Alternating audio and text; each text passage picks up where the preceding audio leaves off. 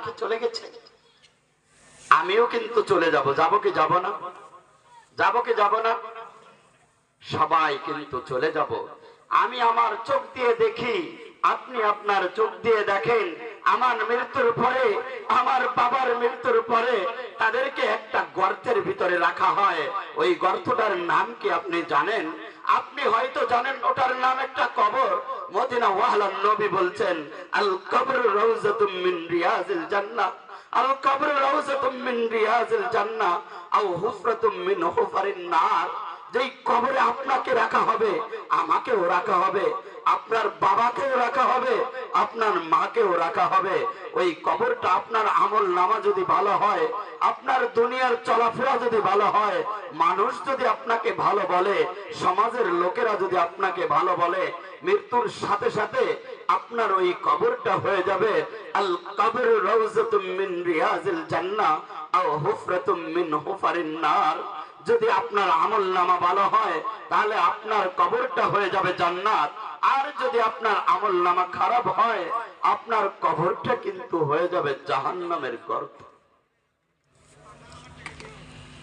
কয়দিনের জন্য গর্ত হবে?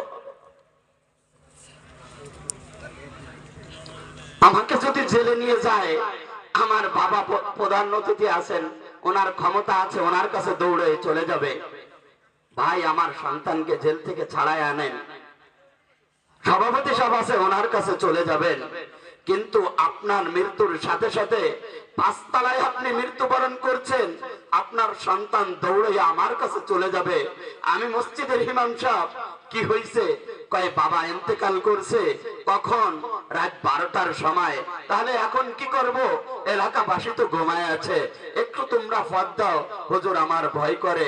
ও দোস্ত, তোমার পায়ে হাত রেখে আমি বলছি, যেই সন্তানের জন্য তুমি নামাজ কাজা করছো, যেই সন্তানের জন্য তুমি ব্যাংক করেছো, ব্যালেন্স করেছো, ওই সন্তান তো তোমাকে একটা রাত পাহারা দিতে রাজি হয় না।